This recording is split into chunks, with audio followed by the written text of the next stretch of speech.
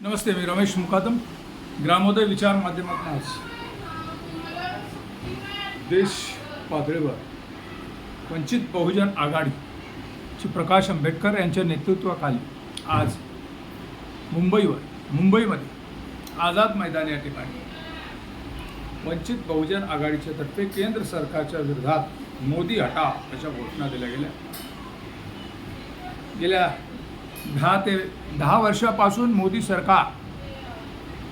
केंद्र सरकार हे हुकुमशाहीप्रमाणे वागतं, राज्यकल्पनेप्रमाणे चालत नाही. येथील दलित, मुस्लिम, आदिवासी आणि बहुजन समाजाच्या योजनांना कात्री लावतात आणि सर्वत्र भांडवलशाही राबवण्याचा प्रकार या ठिकाणी चाललेला आहे.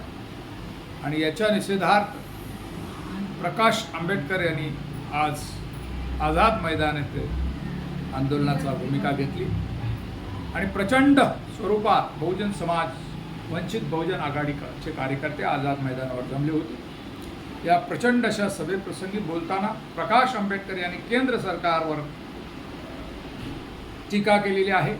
एप्स्टीन फाईलमध्ये असलेले नावं दडपण्यासाठीच मोदी सरकार हे अमेरिकेच्या आजचं पावलं बनलं आहे अशी त्यांनी घणाघात टीका केलेली आहे. मोदीच्या परराष्ट्र धोरणाबद्दल त्यांनी परखड टीका केली.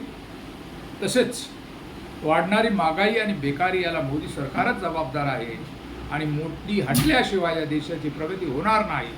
म्हणून मोदी हटाव ही घोषणा वंचित बहुजन आघाडीच्या प्रकाश आंबेडकरनी घेतलेली आहे आणि या संदर्भात देशामध्ये देखील चर्चा चालू आहे.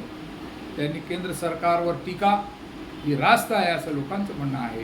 या संदर्भात आपलं म्हणणं काय, कमेंट्स करा आणि माझा व्हिडिओ आवडला तर लाईक करा, सबस्क्राईब करा आणि फॉरवर्ड करा. जय हिंद, जय महाराष्ट्र, जय भारत.